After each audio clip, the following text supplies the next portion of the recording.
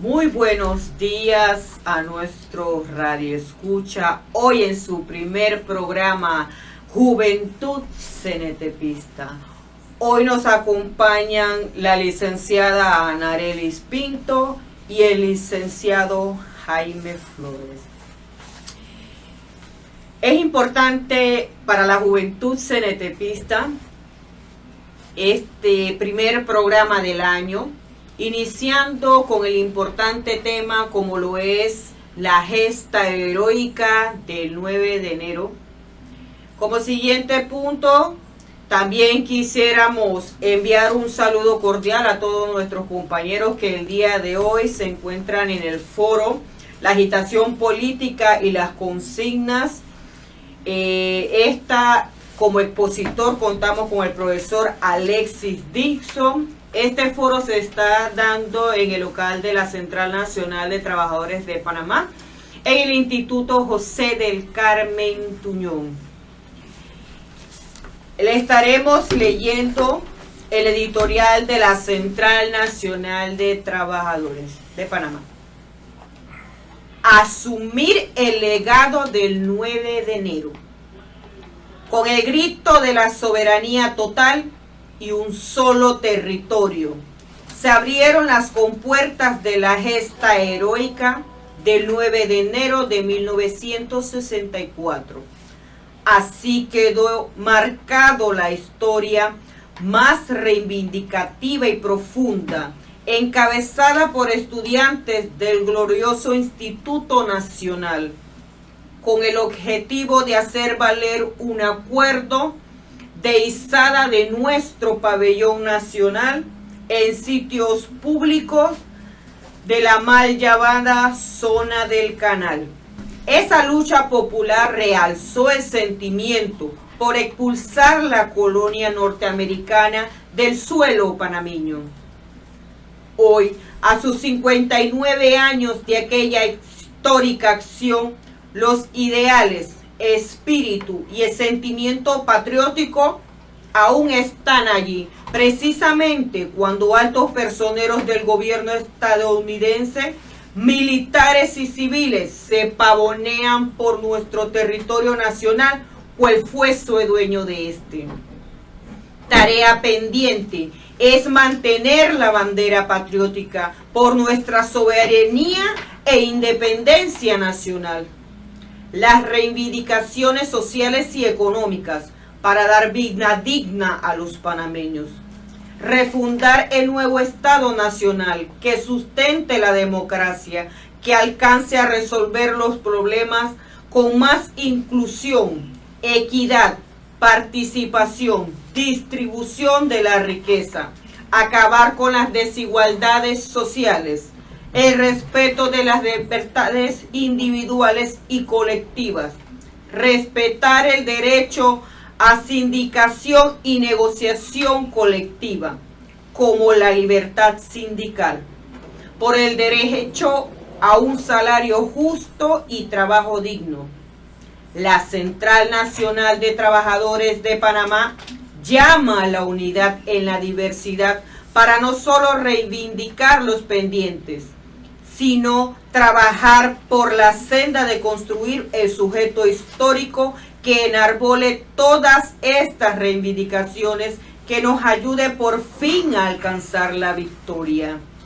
Es el legado aún del 9 de enero, por lo que debemos asumir con la obligación de hacer valer.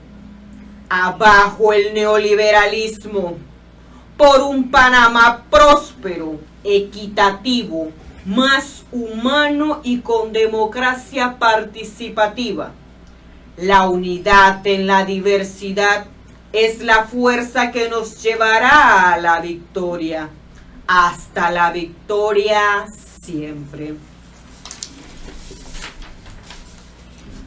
Nuestra compañera Anarelis Pinto, trabajadora de la Autoridad Marítima de Panamá, afiliada al CITRAMAP, egresada del Instituto Nacional, ingeniera náutica, segunda oficial de cabina.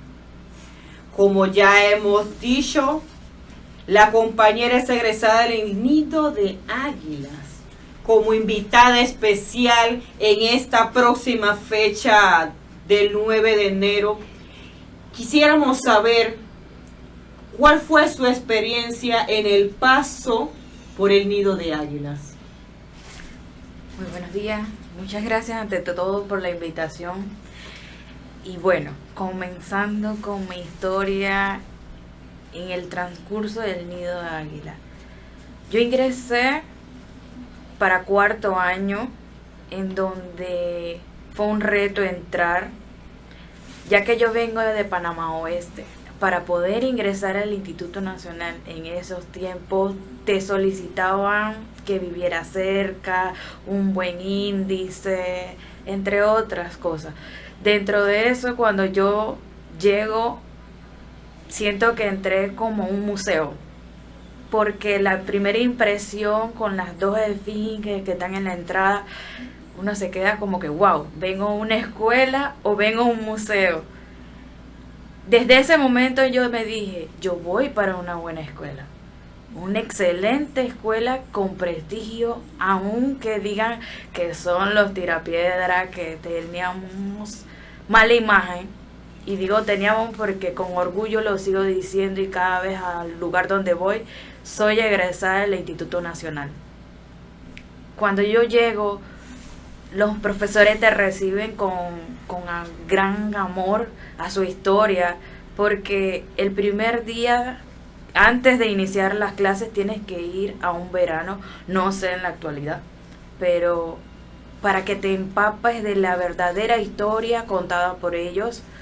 Adicional, te dicen cada detalle del cómo fue construido o arreglado y modificado el Instituto Nacional. Cada espacio, cada diploma, cada nombre que está en las paredes tiene un significado. Y esos fueron los 2 primeros días que al día siguiente, cuando me levantaba, yo dije que voy para la escuela. Comencé en 4º año, mi primer día, ya yo tenía que saberme el himno de la escuela, porque te lo presentan antes. Cuando yo veo arriba a la directora, yo sigo sorprendida el primer día de clase y digo, Dios mío, ¿dónde vengo? Sigo viendo a los compañeros, pero yo dije que son compañeros, como le decimos, del barrio. Pero para mí esos compañeros de barrio tenían muchos sueños y metas que muchos han logrado, han llegado muy alto, pero eso te lo da el instituto, porque el instituto te da como esas ganas, como dicen, de volar, y volar muy alto, porque te inculca que tú eres un pichón y que por eso es el nido. Y así sucesivamente, cada año, terminé 4º año, llegó 5º año y tuve una nueva meta, que era labor social. 120 horas en donde yo decía, yo no puedo ser igual a mis compañeros. Y me fui al área de voluntariado con el MIDES. De ahí inició el Instituto Nacional a estar presente como voluntario, liderada por mí. En ese año logré recopilar creo que 120 o 150 compañeros, que al siguiente año fuimos el triple. Estábamos liderando ya el MIDES y decían, esos son los muchachos que tiran piedra, esos son los muchachos que salen a la calle, pero también hacemos cosas buenas. Nos íbamos al interior a representar al Instituto Nacional y decíamos siempre con orgullo, institutores aguiluchos. De ahí, 6º año, la parte más difícil para mí fue el año en donde choqué mucho con profesores especiales, como todos tenemos.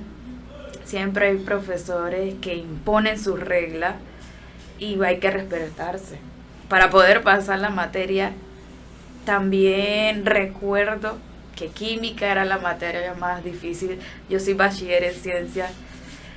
Y de ahí era una competencia de vamos, porque eran 2 salones, el A y el B. los demás salones tenían otra profesora que era un poquito más suave. Pero cuando el A y el B veíamos que todos nos estamos quedando, dice, ¿cómo vamos a hacer? Tenemos que pasar, unámonos, estudiémonos después de la hora de clase. O sea, en realidad cuando echo hacia atrás, me lleno como de nostalgia y a la vez de alegría porque cada meta que yo me puse en el Instituto Nacional fue lograda gracias a lo que te inculcan desde el primer día. El primer día en que te dicen todo lo que tú tienes lo puedes lograr. No digas que nadie te deje decir tú no puedes, o no dejes que las personas que malas a tu alrededor tracen tu vida. En realidad tú pones tus metas, tus límites y hasta dónde tú puedes llegar. Pero sinceramente el nido te hace volar con esos profesores que son espectaculares, que hoy en día muchos ya no están y los recordamos bastante. A mis compañeros cada vez que íbamos a una lucha eran ejemplos de ser líder políticos, porque ya en la actualidad algunos se han convertido en políticos. Otros se dedicaron a estudiar, pero dentro de la Universidad Nacional también fueron líderes de esos movimientos por las cosas positivas. Y ¿qué más puedo decir? En realidad, el cargar del nido de águila. Claro que sí, el cargar ese uniforme es para mí un orgullo. Importante recalcar el orgullo que siente esta joven egresada del Instituto Nacional. Ella fue una aguilucha, ¿verdad? Para ella es importante tener esos recuerdos que la llenan de orgullo. Fui aguilucha. También dentro de ella destaca, prácticamente fue líder del nido de águila. Y eso enmarca mucho lo que es su propia historia dentro del Instituto Nacional. Hoy también contamos con el licenciado Jaime Flores, profesor de Filosofía e Historia, licenciado en Derecho y Ciencias Políticas, capacitador en la CNTP, columnista en el diario La Estrella de Panamá, escritor nacional, autor de 3 libros sobre la historia de Panamá. Para la juventud CNTPista, en este primer programa del año, compañeros, es un orgullo contar con la presencia de nuestro historiador, el licenciado Jaime Flores. Profesor, nosotros como juventud hay muchas cosas que aún nos quedan por descubrir en el marco de esta historia, que aún año tras año sale siempre algo nuevo que se descubre de lo sucedido este 9 de enero. ¿Qué le puede compartir usted a la juventud enmarcando toda esa historia de la gesta heroica de los mártires del 9 de enero? Bueno, primeramente, te agradezco mucho la invitación y tus palabras. Igual, bienvenida a la joven acá que nos acompaña, egresada del Instituto Nacional. Efectivamente, escuchaba a la joven egresada, dirigente, y es que el Instituto Nacional tenía o tiene una particularidad histórica, porque fue construido en las faldas del Cerro Ancón. Eso, aparte de la simbología, tiene un aspecto histórico, porque el Instituto Nacional estaba ubicado, pues, estamos hablando de materia histórica, en lo que eran los límites de la zona del canal. O sea, ¿qué sucedía? Que todas aquellas agresiones que se daban por parte de los Estados Unidos en la zona del canal, e incluso cuando los estadounidenses pasaban al área acá en la ciudad de Panamá, muchos de esos estadounidenses deambulaban cerca del instituto, donde habían una cantidad enorme de bares, cantinas, lupanares, centros de prostitución. Y entonces, ¿qué sucedía? Que cuando los estudiantes del Instituto Nacional, sobre todo las estudiantes, salían de clase, se topaban con norteamericanos totalmente en estado de ebriedad, se estaban con estadounidenses, incluso hasta en drogados. Y entonces ese espectáculo era visto por los estudiantes y era rechazado por la masa estudiantil del plantel. Entonces, el Instituto Nacional, por estar ubicado cerca de lo que era la zona del Canal, sentía en carne propia la segregación, el carácter digamos, racista de los estadounidenses. O sea, los institutores no podían traspasar la cerca, ¿no? Que dividía la zona del Canal con la ciudad de Panamá. O sea, si un institutor quería pasar a la zona del Canal a buscar una fruta, un mango, etcétera, no podía, era reprimido, pues, ¿no? Entonces, el Instituto Nacional, inaugurado a principios del siglo XX, como decía Eusebio A. Morales, quizás tuvo un carácter estratégico en su construcción, porque iba a ser aquel plantel que iba a enfrentar con sus estudiantes el coloniaje estadounidense, en el cual fuimos víctimas por espacio casi de todo el siglo XX. Entonces, el 9 de enero del año 1964, el Instituto Nacional tuvo una de sus gestas, digamos, más gloriosas del siglo XX, cuando se dan los sucesos del 9 de enero. Como explicábamos hoy en un programa de radio que nos invitaron en la mañana, los estudiantes graduados, al darse cuenta que los estudiantes de la Escuela Superior de Balboa se oponían a izar el emblema patrio junto al estadounidense, violando acuerdos que estaban prescritos desde hace un año antes, en los acuerdos Robles, en los acuerdos firmados entre Chiari y el presidente Kennedy. Entonces los estudiantes del Instituto Nacional se organizan de forma pacífica, salen en marcha del plantel hacia la Escuela Superior de Balboa. Un tema que siempre nos pregunta Tai, nos preguntan en algunas conferencias igual, es que ¿por qué los estudiantes del instituto salen a las 4 o 5 de la tarde a marchar hacia la zona del Canal? Porque los hechos del 9 de enero no es que se dan en la mañana, estos se dan en horas de la tarde y se desarrollan a lo largo de la noche. Lo que pasa es que en aquella época, primero, el horario de clase iniciaba a las 7 de la mañana y culminaba a las 4 de la tarde. Oh, wow. Era 2 periodos. Y había 2 horas de receso que era de 12 a 2 de la tarde. Entonces era un horario totalmente extendido. Entonces, cuando los estudiantes del instituto salen en marcha, después de las 4 de la tarde, ya era el horario después de clase, pues, ¿no? Entonces, lo que sucede también es que en aquella época, el 9 de enero, los estudiantes comenzaban exámenes aproximadamente como el 10-12 de enero, ¿no? O sea, culminaban clases en enero, ¿no? ¿Ve? Entonces ya los estudiantes iban a entrar en exámenes 2 o 3 días después. Entonces, eso es importante porque posterior al 9 de enero, años después, se cambia el periodo escolar, ¿no? Que ya no culminaría en enero, sino cuando en el mes de diciembre aproximadamente. Y eso tenía también un propósito político, para que los estudiantes no reivindicaran una fecha histórica. Porque el 9 de enero cae, ¿qué? El lunes, ¿no?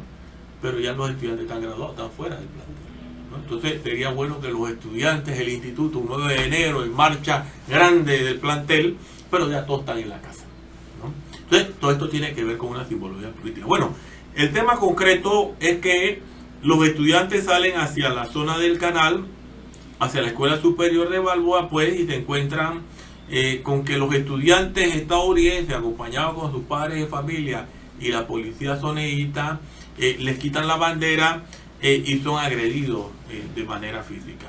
Los estudiantes se trasladan del Instituto Nacional al área de lo que se conocía en aquel entonces como 4 de julio y que hoy es la Avenida de los Mártires, y entonces se encienden las protestas. ¿Qué pasa? Que ante esta situación, la policía estadounidense comienza a reprimir a los estudiantes, pero no los reprimen con bombas lacrimógenas ni con chorros de agua, sino con balas, ¿no? Con balas. O sea, fue una matanza lo que se dio en aquel momento, donde el primer estudiante caído fue Ascanio Arosemena, que había sido institutor. ¿Qué pasa con Ascanio? Ascanio fue institutor primer ciclo, después en segundo se va para la escuela profesional. Pero él ya tenía sus amigos, tenía sus compañeros en el instituto. Él, cuando se da cuenta que está sucediendo algo ahí en las inmediaciones del plantel, él vivía cerca, entiendo que por acá, por el área de Santa Rita, Ascanio Arosemena va y se mete en la lucha, ¿no? Bueno, fue el primer caído. Aquella noche, Ascanio Arosemena, del colegio de la escuela Isabel Herrera Ovaldía. Bueno, la historia al final todos la conocemos. 21 panameños y panameñas fallecidos, producto de las balas del ejército estadounidense, más de 500 heridos. Lo que se dio el 9 de enero es importante señalar que inicia con los estudiantes del Instituto Nacional, pero después se va sumando el pueblo en las calles. Se van sumando los sindicatos, los trabajadores, los dirigentes, la Federación de Estudiantes de Panamá, lo que quedaba del Frente Patriótico de la Juventud, algunos dirigentes, la Universidad de Panamá en horas de la noche se moviliza, ¿no? Y los estudiantes líderes en aquel momento llegan a la avenida 4 de julio, que se llamaba en aquel momento, como ya mencionamos. Entonces, lo que sucede aquella noche del 9 de enero fue una batalla campal, injusta y desigual, porque mientras los estudiantes tenían piedra, palo, ¿no? Y sus libros debajo en las manos, el ejército estadounidense estaba disparándoles con balas, ¿no? Entonces, ¿qué sucede? Que cuando el presidente Roberto Francisco Chiari manda una delegación para saber qué era lo que se estaba dando hacia la avenida de los Mártires, la delegación le informa al presidente Chiari que lo que estaba ocurriendo era una matanza, una masacre de panameños. El presidente Chiari hace las consultas pertinentes. Los estudiantes estaban pidiendo también el rompimiento de las relaciones de Panamá con los Estados Unidos. Bueno, y el presidente Chiari, de una manera, tenemos que decirlo, ¿por qué no?, patriótica, a pesar de ser un oligarca, pero esa es la excepción. No todos los oligarcas quizás pensaban como Chiari en ese momento, pero se estaba dando una situación de agresión total contra el pueblo panameño. Entonces, el presidente Chiari, presionado por el movimiento popular y los estudiantes, decide romper relaciones de Panamá con los Estados Unidos. Era la primera vez que un país latinoamericano, una nación latinoamericana, rompía relaciones con los Estados Unidos. Estamos hablando de Panamá. En aquel momento no teníamos más de un billón y algo de habitantes. Un país pequeño rompiendo relaciones con una potencia mundial como los Estados Unidos, que venía de una Segunda Guerra Mundial, estaba metido en Vietnam tirando balas, o sea, con una potencia hegemónica. Entonces, los ojos de América Latina y del mundo centran su mirada hacia Panamá, hacia lo que estaba sucediendo. Y entonces los estudiantes de América Latina, el movimiento popular, se solidariza con Panamá en aquel momento. Es importante señalar, Thais, y con esto culmino para cualquier pregunta, interrogante, para hacer un debate, para no hacer un monólogo, es que los eventos del día 9, 10, 11 y 12 de enero se extienden también a la provincia de Colón. En Penonomé, en algunas áreas del interior, también hubo protestas, pero los estadounidenses bloquearon el Puente de las Américas, bloquearon la vía acá transísmica, para que no llegaran las ambulancias, plasmas de sangre, medicamentos a la provincia de Colón. O sea, había una situación de caos generalizado. Lo importante de esto es que los estudiantes panameños y el pueblo en general, se suma en una lucha a favor de la soberanía y en contra del coloniaje estadounidense, que a lo largo del siglo XX había llevado a cabo todo tipo de agresiones en contra del pueblo panameño. Así que hasta ahí lo dejo por cualquier pregunta, intervención, así que estamos, ¿no? Mire, como joven, realmente escuchar esta historia de estos jóvenes me llama poderosamente la atención, incluso en imágenes que vemos de lo que usted expresa, licenciado Flores, de que estos estudiantes se enfrentaron en contra del ejército estadounidense y ellos no tenían armas. Sus armas eran sus libros y sus bolsas. Mientras me quedo pensando la represión que hubo en ese entonces a estos jóvenes, porque en ese momento eran jóvenes estudiantes. Pienso yo que pudiesen haber jóvenes desde los 13, 14 hasta quizás 17 años, eran prácticamente niños, enfrentados a un ejército con armas de alto calibre.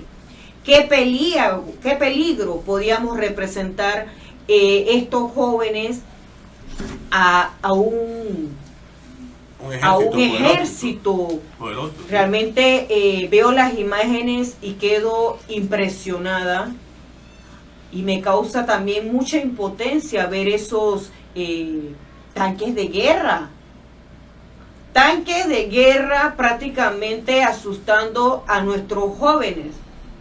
¿Qué fue el mensaje que quiso enviar el gobierno de Estados Unidos? Que ellos tenían control aquí en Panamá.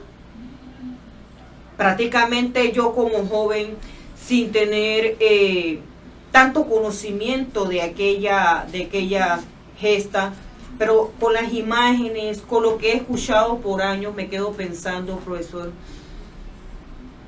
¿qué mensaje le mandó Estados Unidos a Panamá? ¿Ellos realmente querían tener el control total de Panamá o solamente de un área en específico? Que realmente el área canalera es un área de mucha riqueza para el pueblo panameño. En ese aspecto, profesor, ¿qué usted nos podría compartir en cuanto a ese análisis, profesor? No, los Estados Unidos, y muy buena pregunta, desde el siglo XIX habían visto a Panamá dentro de sus intereses hegemónicos y geopolíticos. Entonces, hasta en la actualidad, los Estados Unidos siempre han querido dominar a Panamá por su posición geográfica, su posición estratégica, y así lo fueron desarrollando en el siglo XIX, XX, incluso actualmente en el XXI, con lo que bien señalas en el comunicado, con todas estas maniobras que se dan en Darién y demás, este intervencionismo estadounidense. Entonces, aquel 9 de enero, efectivamente, y tu reflexión es válida, se da un acto excesivo de fuerza, de violencia por parte del ejército, pero eso también tenía un motivo. O sea, los estadounidenses, históricamente, estamos hablando de los estadounidenses, estos blancos, históricamente han tenido concepciones racistas, supremacistas, en contra de los latinoamericanos, de los mestizos, de los negros, de los indios, ¿no? Eso se aplicó en el siglo XIX en contra de la guerra que le declararon a México en el año 1846, 1848. O sea, Estados Unidos históricamente fue una nación esclavista. Hasta la década del 60, el 50, con Martin Luther King y todos estos Malcolm X, etcétera, venían peleando en Estados Unidos en contra del racismo. ¿Qué pasa? Que estos estadounidenses llegan a Panamá con esa supremacía blanca, superioridad. Y al ver que unos estudiantes, como bien señala, del Instituto Nacional, de los barrios, de las esquinas, de los callejones, ¿no?, con banderas, ¿no?, se enfrentaban al mayor ejército del mundo, ellos decían, ¿y estos que se han creído? Entonces lo que hicieron fue que comenzaron a tirar balas, pues, ¿no? ¿Ves? De una forma criminal, ¿no? Y estas mismas balas las tiraban en Vietnam bajo este mismo precepto, digamos, del destino manifiesto, de creer que son los más grandes y los destinados por Dios a dominar el mundo. Le lanzaron 2 bombas atómicas a Hiroshima y Nagasaki en la Segunda Guerra Mundial, le declararon la guerra a Corea y han invadido gran parte de este planeta. Entonces, a tu pregunta respondo lo siguiente: efectivamente, o sea, los Estados Unidos, bajo su interés hegemónico geoestratégico, siempre han visto a Panamá como, digamos, dentro de sus propuestas coloniales, para hacer del Istmo de Panamá una plataforma de coloniaje tanto para Centroamérica, Suramérica y el Caribe, ¿no? Y así se dio con las escuelas de América. Aquí en Panamá tuvimos el Comando Sur por mucho tiempo. Puede que Panamá, por su posición geográfica, eso nos lo puede hablar muy bien la compañera acá, por su posición geográfica en el centro del continente, juega este papel, digamos, estratégico para la Armada estadounidense, pues, porque ellos desde aquí podrían movilizar tropas mucho más rápido que desde allá, desde el norte o desde el este de los Estados Unidos. Así que por ahí.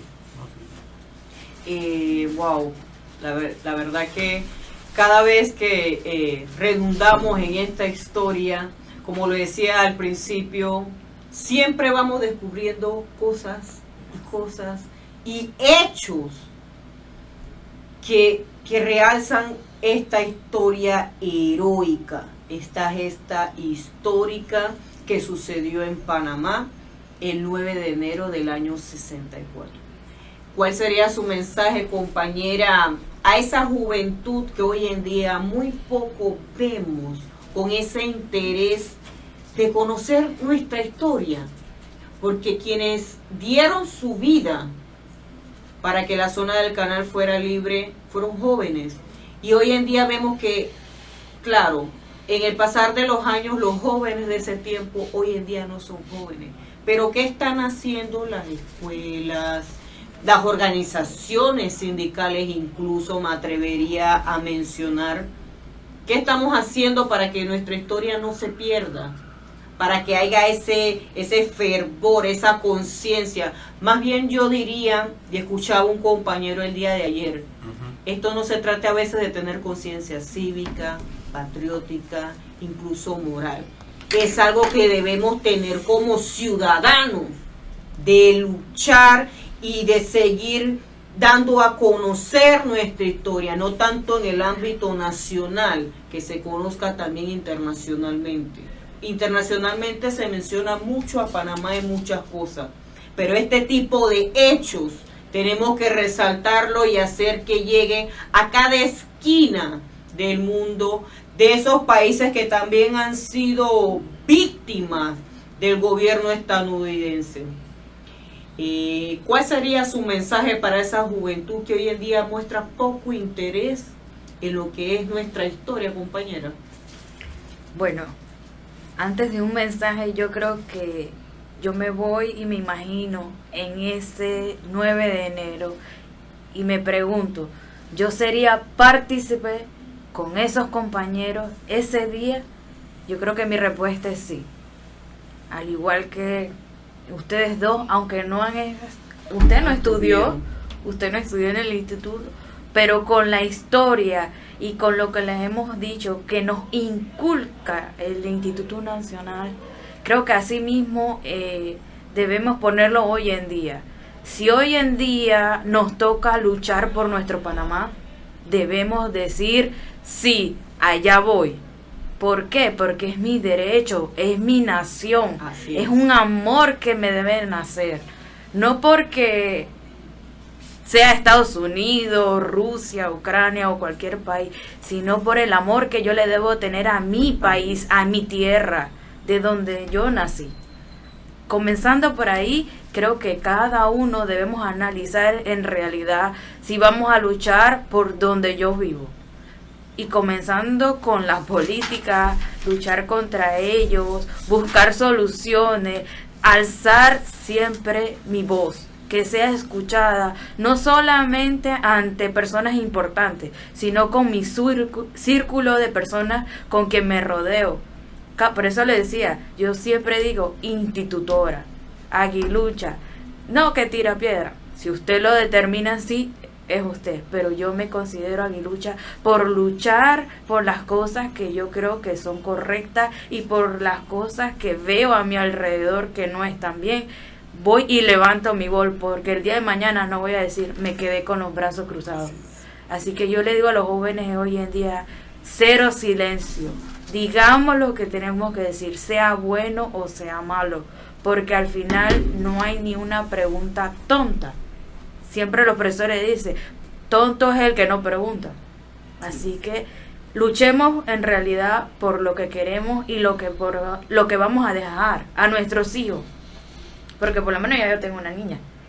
Y yo quiero que mi niña viva en un país sano, en donde ella pueda tener una buena educación, en donde ella no pueda ser reprimida por nadie y mucho menos por un país ajeno que no es el de nosotros.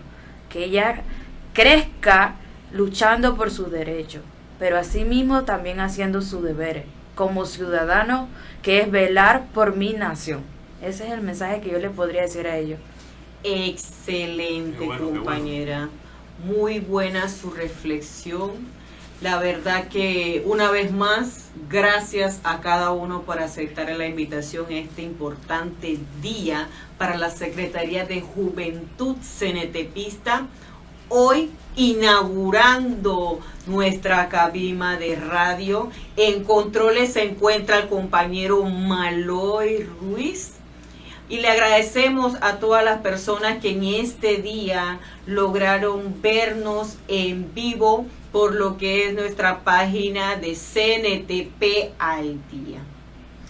Como siguiente punto, quisiera invitar a toda la clase trabajadora, a todos los ciudadanos de este país, a la convocatoria este 9 de enero del año en turno, a rendir un tributo a esos mártires. Estaremos ubicados detrás de la Asamblea de Diputados en el Monumento de los Mártires a las 9 a.m. Así que cabe más agradecernos a la confianza de nuestro radioescucha, a nuestro compañero Osvaldo Carranza, quien nos ha enseñado mucho lo que es la comunicación. Y bueno, agradecerle a todos los compañeros que nos apoyaron el día de hoy y esperemos que no sea la última visita. Nos vemos pronto. Juventud Cenetepista.